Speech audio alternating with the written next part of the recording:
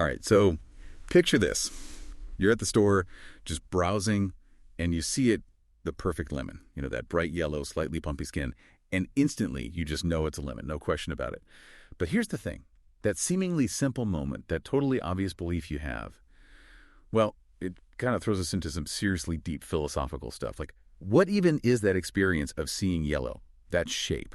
And how can that possibly justify your complete certainty that, yep, there's a real lemon right there? It's wild, right? This super ordinary thing, picking out a lemon, it actually opens up this whole massive debate about how our inner world of perceptions connects with, well, with what we believe is the actual world out there. It really does. Yeah. And that's exactly what we're diving into today. How does that connection actually work? How do your perceptions, and we'll mostly focus on visual ones today because of our sources, link up with those beliefs you have? Yeah. There's a whole bunch of different theories out there, and some are pretty mind-blowing. But, even though we're looking mostly at seeing, think about how this might apply to your other senses too. I think that's interesting to consider. Absolutely. And if we want to zoom out a bit for all the philosophers listening, we're basically taking apart the foundations of epistemology, but through the lens of philosophy of mind, We're looking at how philosophers try to describe perceptual experience, and then how those descriptions either back up or totally challenge the idea that experience can give us good reason to believe things about the external world. So, yeah, think of it as examining the different ways we try to understand how important perception is for knowledge. So let's get into those theories, right?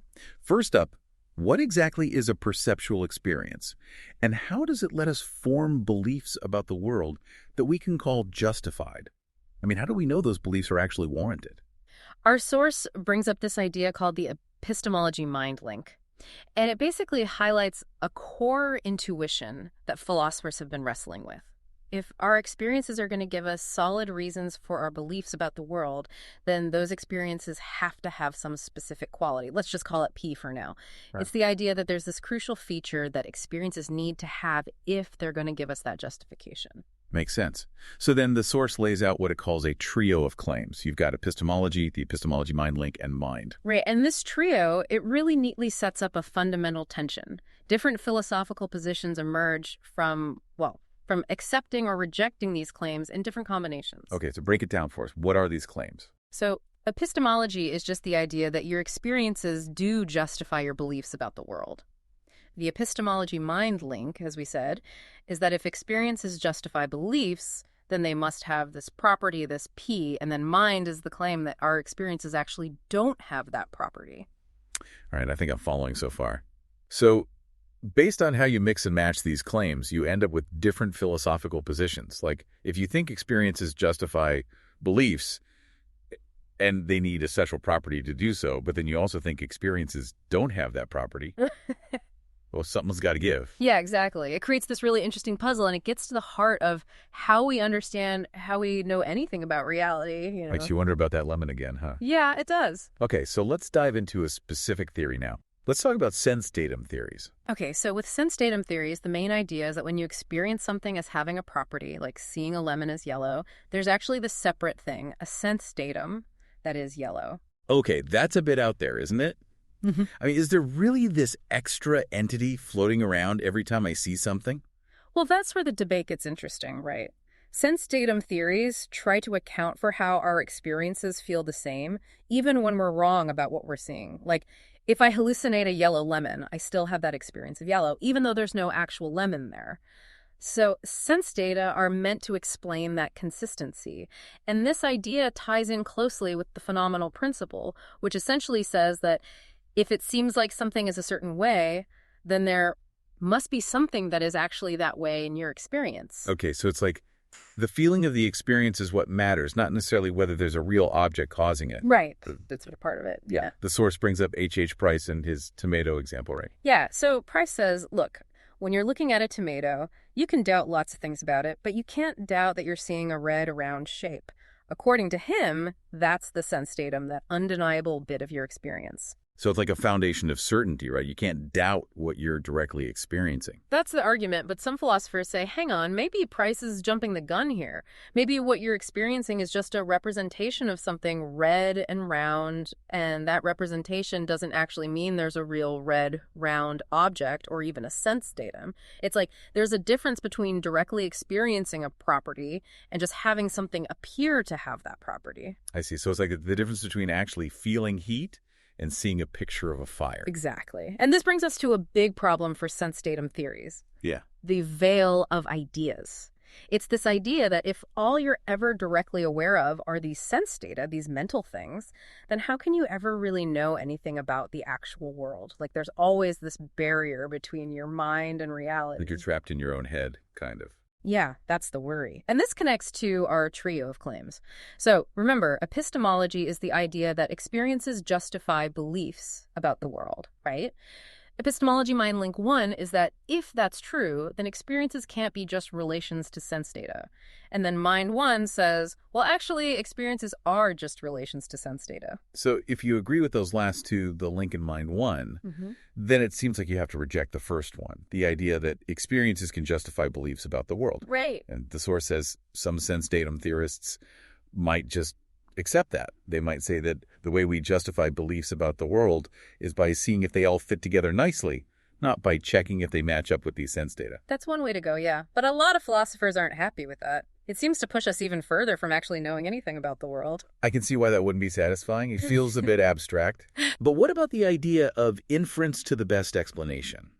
The sense datum theorists could say, hey, even if it's all sense data, the best explanation for the patterns we see in those sense data is that there's a real world causing them. That's a common move, and it does seem intuitive. Like, if I consistently experience sense data of a lemon, the simplest explanation might be that there's actually a lemon out there. Right. But the problem is non-inferential justification.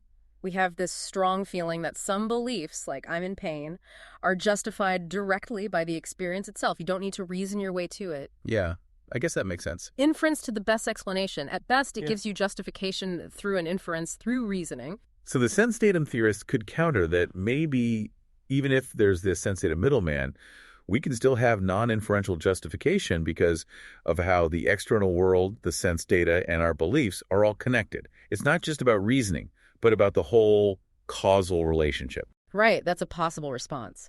And this is where background beliefs become important. Just because we perceive things through an intermediary doesn't automatically mean we need extra beliefs about that intermediary to be justified. Okay, so we've talked about the veil of ideas, but the source also mentions a veil of surfaces. Oh, that's fascinating. It's taking the idea further. So we usually think we see whole objects, right?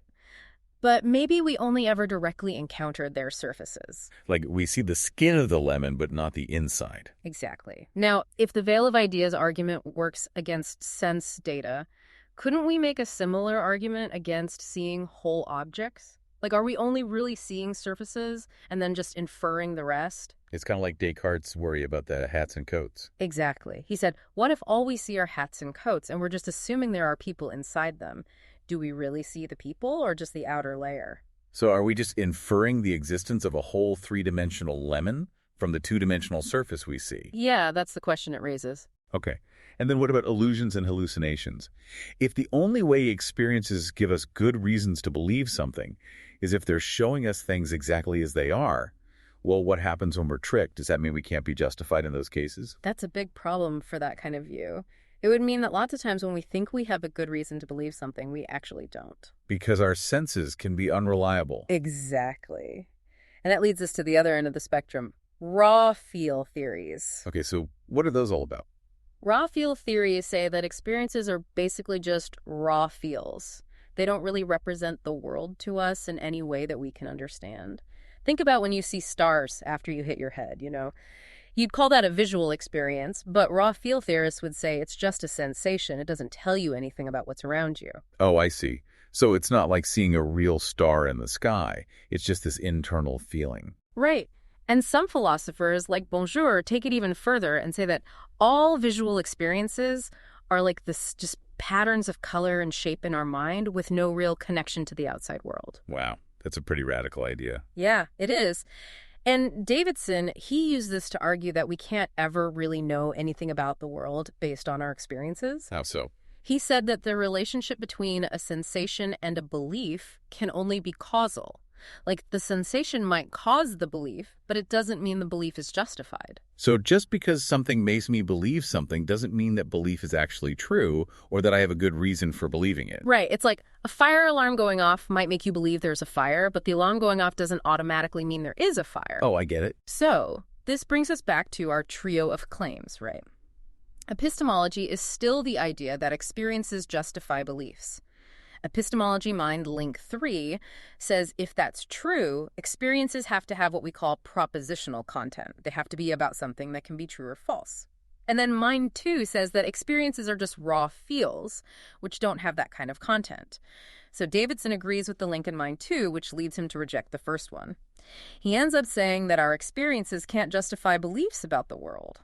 Okay, so that's a pretty skeptical conclusion. It is, but not everyone agrees with him. McDowell and Brewer, for instance, they think experiences do have propositional content. Because they think experiences can justify beliefs, right? Exactly. They think that content is essential for justification. Okay, so they disagree with Davidson's Mind 2 claim that experiences are just raw feels. Right. But the raw feel theorists might say, hold on, maybe you don't absolutely need propositional content to have justification. Like, even if seeing stars is just a raw feel, it still seems to justify the belief that you're having that feeling. Yeah, that's a good point. And maybe if a raw feel can justify that kind of belief, then maybe, with some other beliefs thrown in, it could indirectly justify beliefs about the world, too. Like maybe you're having that seeing stars feeling. And you also believe that this feeling usually happens when you hit your head. So you could put those two together and conclude that you probably hit your head. Exactly. That's how Bonjour sees it, at least. He thinks we can get to justified beliefs about the world, even from raw feels, by combining them with other beliefs. So it's not like your experiences have to be giving you this complete true or false statement about the world. They can still be pointing you towards the truth, in a way. Right. Like, maybe they have this non-propositional content, as Burge calls it, that can still be accurate. Or maybe they justify your belief just by being a case of you actually seeing the world as it is, even if it's not in this super specific, detailed way. Okay, this is getting really interesting. So we've talked about sense data and raw feels, and now we're talking about this question of content. What do our experiences actually tell us about the world, and how does that relate to whether our beliefs are justified? Exactly. And the first thing to consider here is whether having a specific content is necessary for justification. So if I have an experience with content P, does that experience need to have that specific content to justify me in believing P? So, like, if my experience is just of redness, can it justify my belief that I'm looking at a ripe tomato? Or does it need to have more content than that? Right. And the source calls this Epistemology Mind Link 4. Okay. And I'm thinking about that red traffic light example again. If I'm in New York and I see a red light, my experience is just of that redness. Mm-hmm. But I also know that in New York, you can sometimes turn right on red. So even though my experience is just about the light being red, it can still justify the belief that I might be able to turn right. That's a great example. It shows how our background beliefs can play a role in expanding what our experiences can justify. But to really get at the heart of it, the source narrows the focus to non-inferential justification. So, can an experience justify a belief directly without needing any extra inferences or background knowledge? That's Epistemology Mind Link 5. And it says that if you have non-inferential justification for believing something, your experience has to have that same content. Okay, so like if I have this immediate feeling that I'm looking at a lemon, my experience needs to have the content lemon for that feeling to be justified. Right. And this gets really tricky when we talk about high-level content. High-level content, what's that? It's the idea that our experiences might not just represent basic things like colors and shapes, but also more complex properties. Like maybe your visual experience could represent something as being a fake Louis Vuitton bag, or maybe it could represent someone's emotional state, like he's happy to see me. Okay, so it's like your experience isn't just giving you raw data, it's also giving you interpretations of that data. Exactly. And if you believe those kinds of things, and you think those beliefs are justified directly by your experience, then according to that link 5, your experience would need to have that high-level content too. But some people might say that kind of content is way too complex for a simple visual experience. Right, and that's where the debate is. Some philosophers think that for an experience to justify a belief, they need to have the exact same content, so that would include high-level content. Others say that's not necessary.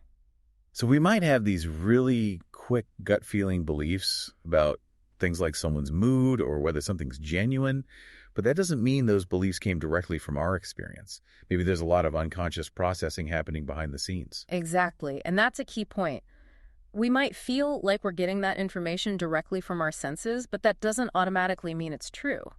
This is making my head spin a bit. I know, right? Okay, so we've talked about whether specific content is necessary for justification, but what about whether it's sufficient? Like if my experience has the content lemon, is that enough to justify me in believing there's a lemon? That's a great question. And at first glance, you might think, yeah, of course it is. But then you run into things like the Muller-Lyer illusion. The Muller-Lyer illusion. Yeah, it's that one with the two lines that have arrows on the ends. Even though the lines are actually the same length, one looks longer than the other because of the arrows. So you might have the experience one line is longer, but once you learn they're the same length, that experience doesn't justify the belief anymore. Oh, I see what you mean. It's like your experience can be misleading, even if it has the right content. Exactly. And that's why the sufficiency first pass idea needs some tweaking. So instead of saying content is always sufficient for justification, we have to say it provides defeasible justification. Defeasible. It means the justification is good unless you get some other evidence that goes against it. Okay, so like I see a lemon and that justifies me believing it's a lemon, but then maybe I take a closer look and realize it's actually a very realistic lemon-shaped cake. Perfect example.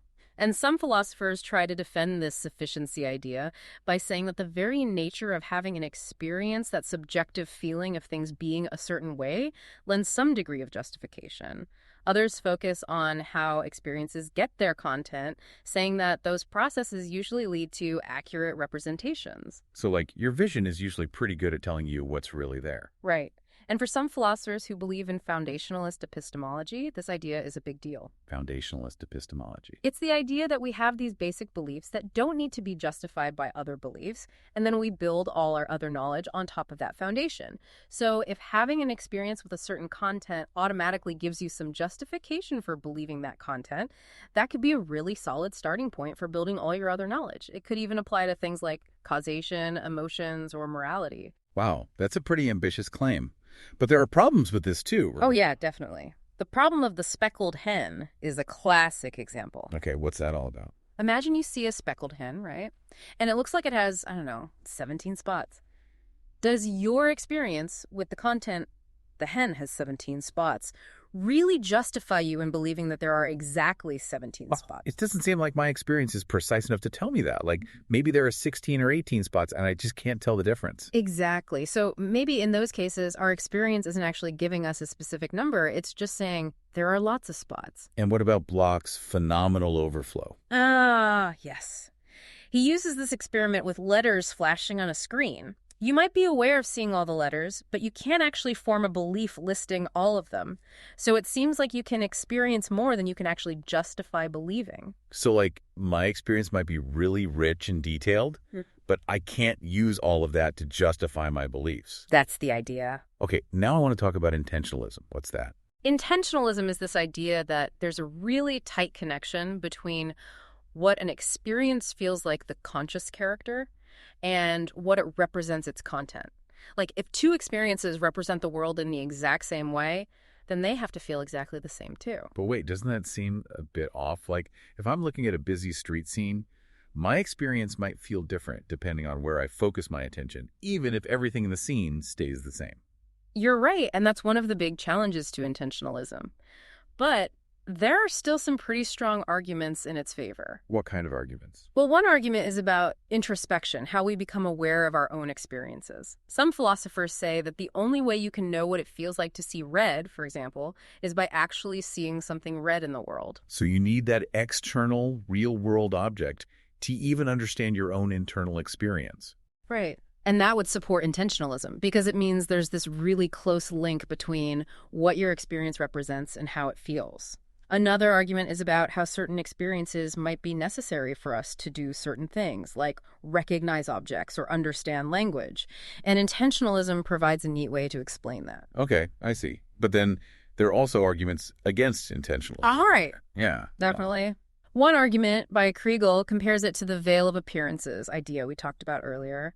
He says that if all we ever experience is our own awareness of properties, then maybe we can't ever really know those properties as they exist in the world. It's like that veil is back, but instead of blocking us from objects, it's blocking us from properties. Exactly. So we've covered a lot of ground here. We've talked about sense data, raw feels, the importance of content, and now intentionalism. But what about consciousness itself? Right, that's another big one. It's pretty much agreed that all experiences have a conscious character. There's something it feels like to have them. But the question is, does that consciousness actually matter for justifying our beliefs?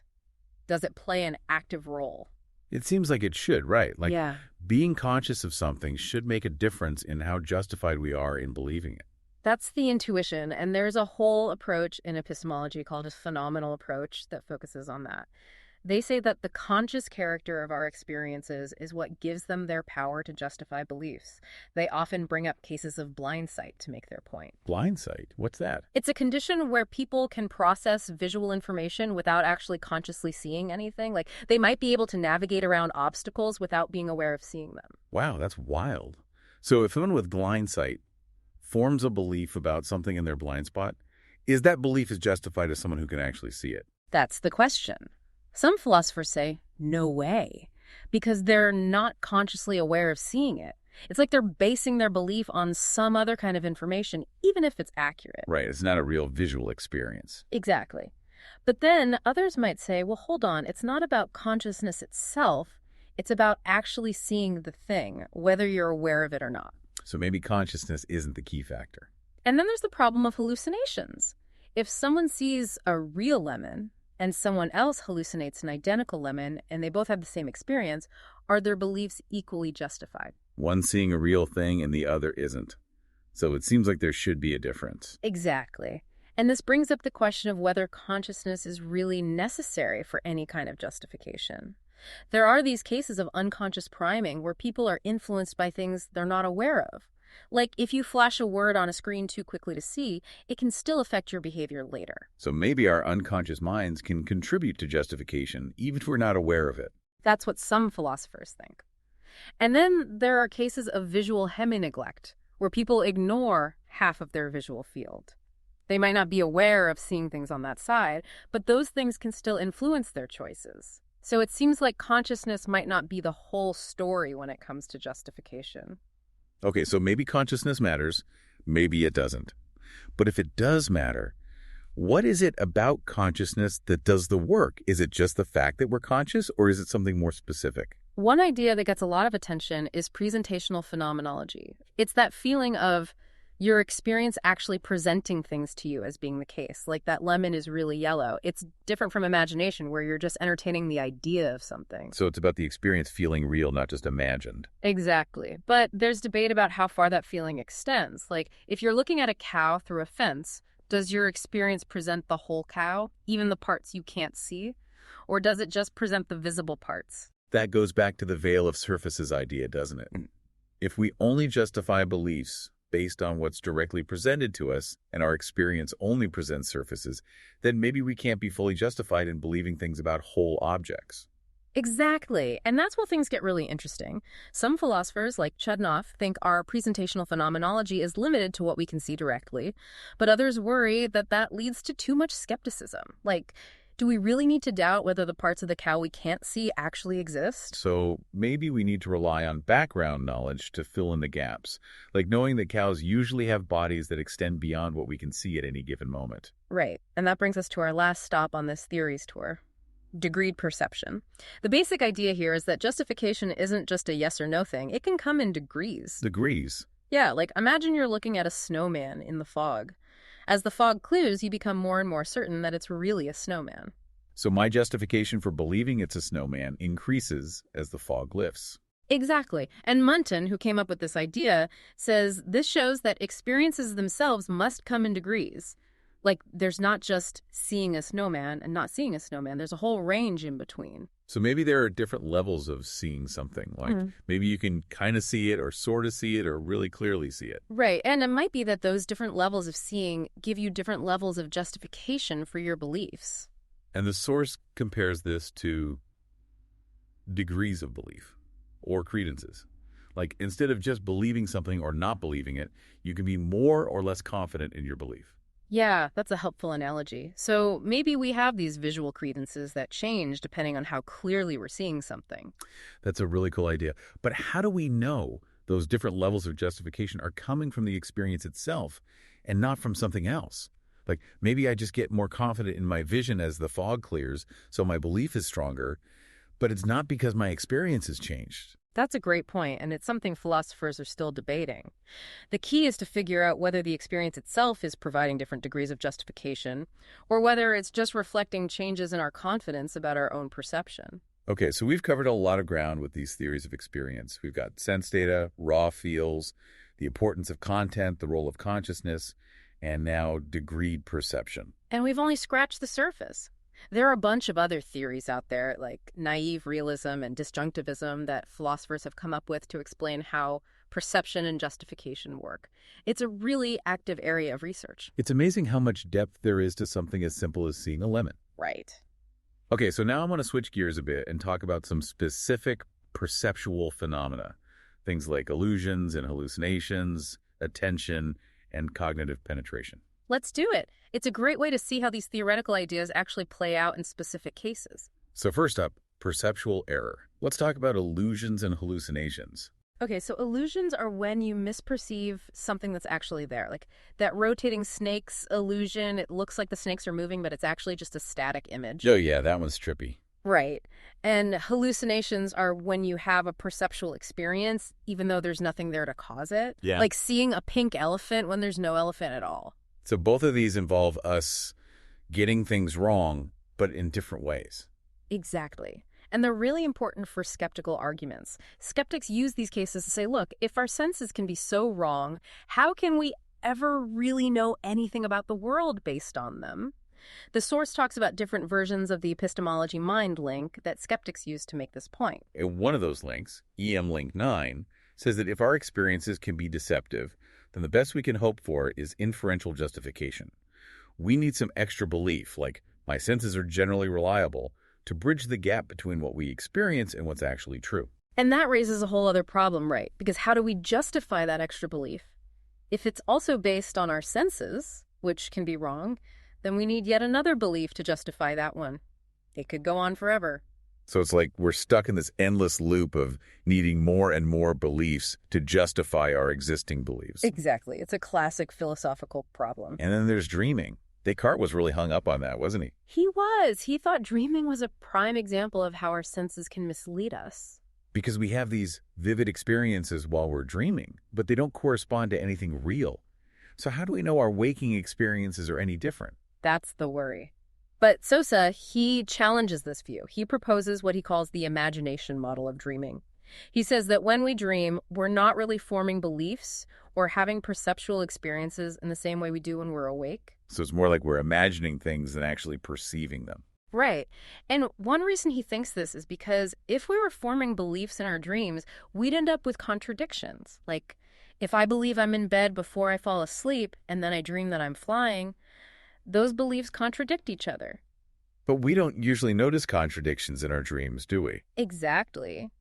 And Sosa also says that if our dream experiences were as real and convincing as waking experiences, we'd be pretty foolish not to believe them. Like if you dreamed you won the lottery, you'd probably be pretty upset when you woke up and realized it wasn't true. Yeah, I can see that. So if Sosa's right, then the whole skeptical argument from dreaming kind of